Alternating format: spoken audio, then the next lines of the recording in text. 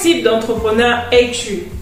Est-ce que tu fais partie des personnes qui souhaitent se lancer en entrepreneuriat, avoir leur petit business et se contenter de cela, ou alors tu fais partie de la deuxième classe d'entrepreneurs, des personnes qui ont de grandes visions, de grandes ambitions, qui souhaitent construire des empires, c'est-à-dire qu'ils vont commencer un business, mais dans l'optique de le voir fleurir, dans l'optique de le faire grandir. On en parle tout de suite après le générique.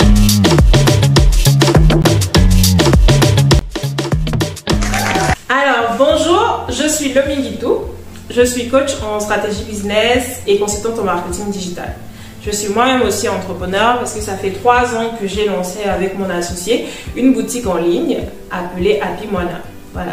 Donc, si vous êtes à Libreville et que par exemple vous avez besoin de vêtements pour la Léette, pour accueillir bébé, n'hésitez pas à regarder dans la barre de description, j'ai mis le lien de la boutique en ligne. Vous pouvez aller faire votre shopping maternité à prix d'eau. Donc aujourd'hui, je vais essayer un peu un format différent par rapport à ce que je fais d'habitude, où je vous fais en quelque sorte des cours, des formations en ligne gratuites. Donc aujourd'hui, en fait, je vais vous faire une story time pour vous expliquer en fait ce qui peut faire la différence entre plusieurs entrepreneurs. Parce que en réalité, vous pouvez faire le même business. Mais qu'est-ce qui explique que vous vous êtes lancé la même année avec la même idée, mais que l'autre se propulse à un tel niveau alors que vous faites du surplace? Si tu es nouveau sur la chaîne, je te souhaite la bienvenue sur la Diasponaise, la chaîne des entrepreneurs africains. Ceux qui sont sur le continent, mais aussi ceux qui sont dans la diaspora et qui souhaitent investir en Afrique. Donc ici, je te donne des conseils sur l'entrepreneuriat, le business, le marketing, la logistique et tout ce qui peut t'aider à trouver une idée business, te lancer et à écrire ta success story à l'africaine. Donc si c'est quelque chose qui t'intéresse, je t'invite à t'abonner maintenant et à activer la petite cloche de notification pour ne rien rater. N'oublie pas aussi de partager. Donc aujourd'hui, on va parler de vision et de stratégie. 2 entrepreneurs peuvent avoir la même idée. Mais dans l'action, les résultats seront différents. Vous allez avoir une catégorie des personnes qui vont développer l'idée et s'arrêter à un certain niveau. Peut-être parce que c'est leur choix ou bien peut-être parce qu'ils n'ont pas une grande vision ou ils n'ont pas nécessairement envie de faire beaucoup plus de sacrifices, de travailler beaucoup plus pour construire un empire. Après, vous avez une deuxième catégorie de personnes qui, elles, voient loin et voient grand, se donnent les moyens. C'est pas une tare de vouloir voir grand. Et souvent, très souvent, on nous dit qu'on aime l'argent. C'est pas mauvais d'aimer l'argent, hein. L'argent, c'est bien d'être. En tout cas, on dit que l'argent ne fait pas le bonheur, certes, mais ça contribue beaucoup. Voilà. Donc, je vais vous raconter une histoire et vous montrer comment faire pour avoir une grande vision. Comment mettre en place une stratégie dans votre business qui va vous propulser haut. Il y a 4 ans, je suis allée à Libreville. Voilà, je suis gabonaise et je réside en France pour le moment. Donc je suis allée, j'ai rencontré un ami d'enfance avec qui on a fait le lycée et on est parti au marché parce que j'avais des courses à faire. Donc comme il avait la voiture, il m'a accompagné, il m'a dit tiens Lomi, on y va, je t'accompagne. Donc on y va, on arrive à la gare routière pour ceux qui connaissent bien Libreville. On arrive, c'est le marché central, on arrive et on a galéré vraiment pour trouver une place de parking. On a tourné et à un moment donné, j'étais tellement fatiguée parce que le soleil qu'il y avait ce jour-là, vraiment, c'était insupportable. Et à un moment donné, je lui ai dit, mais on peut garer là. Il m'a dit, mais non, on ne peut pas garer. Regarde les policiers. Si on gare là, ils vont mettre le sabot et on aura des amendes à payer. Et ce n'est pas l'objectif. On est venu pour faire les courses.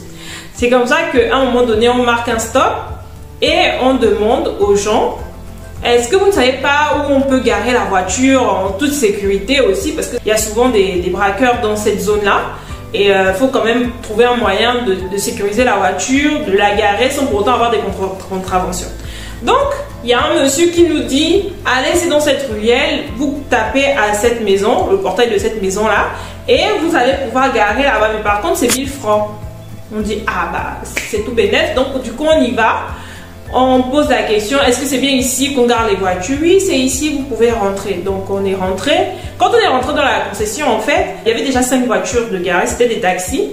Et nous, on a garé, on a donné les 1000 francs, on est parti faire les courses. Donc, c'était sur la ruelle du carrefour Léon-Bas qui mène vers l'échangeur de la gare routière. Donc, on a pu garer la voiture, on allait faire nos courses, on est revenu. 3 heures après, on a récupéré la voiture et on est rentré. Mais moi, en tant que entrepreneur, en tant que personne qui aime le business, qui a le flair, je me suis dit, ah mais tiens, c'est un business auquel je n'avais pas pensé. Pourquoi ne pas justement se lancer dans le business des parkings? Parce que j'ai posé la question au retour aux gens qui disaient que les taximans avaient l'habitude de venir garer leur véhicule là toute la nuit et ils payaient 1000 francs par jour. Donc imaginez que le mois à 30 jours, ça veut dire que par taximan, en soi, la dépense mensuelle est de 30 000. Et il y avait à peu près 10 places de parking dans cette maison-là, parce que le terrain était quand même grand. Donc ça veut dire que nous, on est venu, on a garé quelques heures, mais peut-être qu'il y a eu une forte rotation. Hormis les taximans qui viennent garer là chaque nuit. Et cette histoire, en fait, ça fait tic dans mon cerveau. Je me suis dit, ah, mais voilà une idée business auquel les gens ne pensent pas souvent. Si vous avez un terrain, pourquoi ne pas proposer des espaces de parking aux gens, un terrain qui soit bien accessible et proposer aux gens de garer en toute sécurité pendant 2 heures, 3 heures, 4 heures, pendant toute la nuit par exemple, comme ce propriétaire de maison proposait. Et je me suis dit que quelqu'un qui vit au pays, qui a cette idée-là, pourrait la mener loin. Si par exemple je soumets l'idée à 2 entrepreneurs, il y a quelqu'un qui va se dire, ah oui, moi j'ai un terrain accessible, donc je vais mettre 5 places de parking ou 10 places de parking, je mets 300 000 francs le mois tranquille et puis ça me va. Bon, c'est son choix, on le respecte. Maintenant, il y a la classe d'entrepreneurs qui se dit, tiens, mais c'est un business qui peut m'amener loin. Et c'est cet exercice-là que je vous invite à faire dans toutes les activités dans lesquelles vous êtes. Ne vous contentez pas d'un seul business, il faut diversifier. La plupart des millionnaires et des milliardaires aujourd'hui le sont parce qu'ils ont diversifié leurs sources de revenus. Ils ont amené leur business d'un point A vers un point B. Je vous ai pris récemment l'exemple d'Amazon dans la précédente vidéo que j'ai faite sur les marketplaces. Donc allez-y regarder si vous ne l'avez pas encore regardé. Donc, pour quelqu'un qui a de la vision, en tout cas, moi, si je vivais au pays, ce que je ferais, c'est que si en réalité, j'ai déjà cette grâce, cette longueur d'avance par rapport aux autres, d'avoir des parents qui ont un terrain, bah, je prends de la peinture, je fais des espaces de parking et je dis aux gens qui ont des véhicules dans le quartier mais qui n'ont pas d'endroit où garer, que vous pouvez venir garer vos véhicules la nuit en toute sécurité. C'est 1000 francs. Maintenant, vous pouvez vraiment mettre en place le business de manière formelle et voir avec l'assurance pour dire que vous allez garer par exemple 10 voitures en cas de casse, de vol, etc. Est-ce qu'il y a possibilité d'être couvert? Ou alors vous imposez à tous les chauffeurs, les automobilistes qui viennent garer vos véhicules dans votre parking d'être obligatoirement assurés. En cas de casse, de vol, ils ont au moins le recours de se faire rembourser. Donc vous prenez également un gardien, quelqu'un qui va être là toute la nuit pour veiller. Donc imaginez que vous avez un espace de terrain qui vous permet d'avoir 10, 15 espaces, 20 espaces pour permettre aux gens de garer. Il y a des espaces que vous allez mettre à la location ponctuelle, c'est-à-dire des personnes comme moi qui vont au marché par exemple et qui ont besoin de garer pendant 2-3 heures, et il y a d'autres espaces que vous allez donner au taxi pour garer toute la nuit. Au moins, ils savent que quand ils viennent, ils vous donnent 1000 francs et la voiture, le lendemain, est intacte. Vous voyez que c'est un business vraiment très lucratif. Vous n'avez pas encore les moyens de construire un parking souterrain, mais voilà, on a la chance en Afrique qu'il y a du soleil. Pourquoi ne pas se lancer? Si c'est une idée qui vous intéresse, foncez. Passez à l'action, ne vous contentez pas de rester simple consommateur de vidéos. Parce que je vous ai dit que cette année, on doit écrire notre success story ensemble. Donc, quand vous avez fait ça, ne vous arrêtez pas là. C'est-à-dire que, imaginons que vous avez 20 places ou même 10 places, ça vous fait 300 000. Prenez 200 000, faites le sacrifice. Prenez 200 000, ces 200 000 là, faites une tontine où vous êtes 10, vous récupérez 2 millions. Avec les 2 millions là, vous pouvez acheter un taxi que vous allez mettre en circulation. Le gros avantage avec le taxi, c'est que vous avez du cash qui rentre chaque jour. Et avec ce cash-là, vous pouvez encore rentrer dans une autre tontine, lever de l'argent et maintenant aller sur Alibaba et acheter le matériel pour ouvrir un lavage. Donc vous aurez les revenus issus du parking, vous aurez les revenus issus du taxi qui sera en circulation et ces revenus-là, vous allez les économiser pour maintenant ouvrir le lavage. Mais ne vous arrêtez pas qu'au lavage. Vous faites un lavage, vraiment quelque chose de simple, là, même au début, où vous allez avoir 2, 3 postes de lavage, même un poste de lavage, mais par contre, cherchez un endroit où il y a un grand terrain. Et justement, dans ce terrain-là, vous pouvez faire un côté lavage, un côté pour un simple parking. Je vous assure que c'est quelque chose que si vous faites, ça va avoir beaucoup d'argent. Vous faites ça, parking, taxi, lavage. Et maintenant, au fur et à mesure que l'argent rentre, vous gérez bien l'argent de manière à ne pas tout dilapider parce que c'est souvent l'erreur que les gens font. Vous gardez cet argent-là, vous réinvestissez.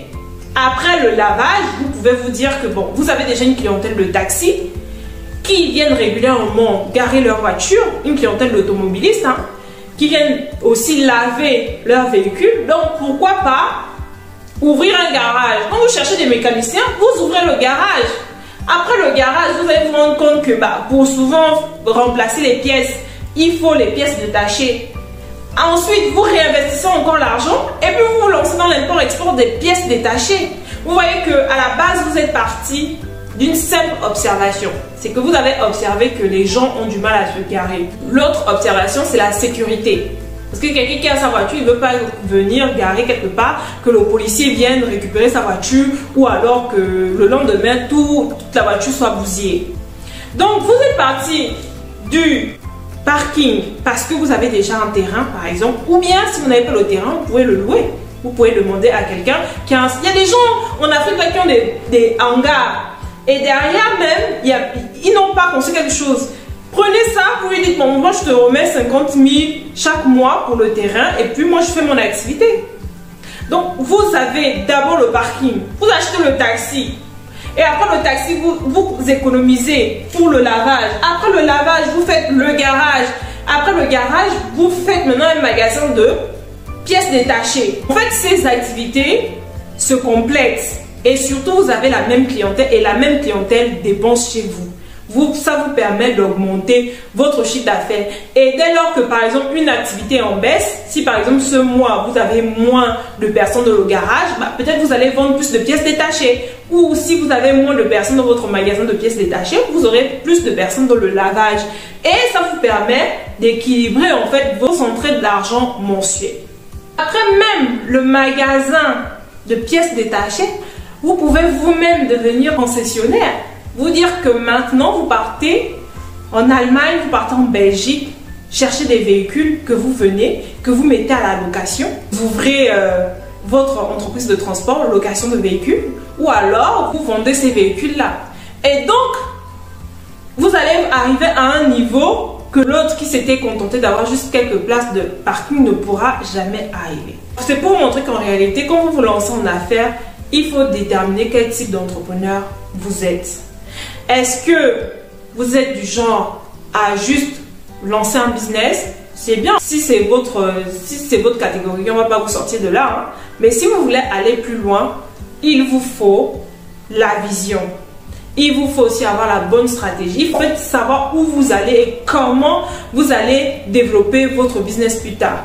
Il faut avoir la vision de quel sera votre business dans 5 ans par exemple. Donc on a dit vision, stratégie.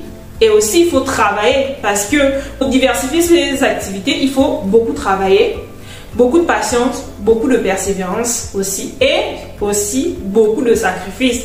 Parce que quand vous allez commencer à avoir de l'argent, vous allez vous sacrifier en réinvestissant à chaque fois. Moi, je vous invite donc à être des entrepreneurs qui rêvent grand. L'Afrique a besoin des personnes qui rêvent grand, qui vont se donner les moyens pour atteindre leurs objectifs. Donc, si vous avez une idée business ou peut-être que vous n'avez même pas encore d'idée, je vous invite à regarder ma précédente vidéo sur comment trouver une idée business. Trouvez votre idée business et passez surtout à l'action. Maintenant, si vous avez besoin d'être accompagné, si vous avez besoin de travailler la stratégie de votre entreprise qui vous permettra de passer de l'étape A à l'étape C, à l'étape Z, écrivez-moi via le lien de description et dites-moi ce que vous en pensez dans les commentaires. C'était Lomi Guitou, celle qui vous aide à écrire votre success story à l'africaine. Je vous donne rendez-vous la semaine prochaine pour une nouvelle vidéo. En attendant, abonnez-vous et partagez pour que la chaîne grandisse.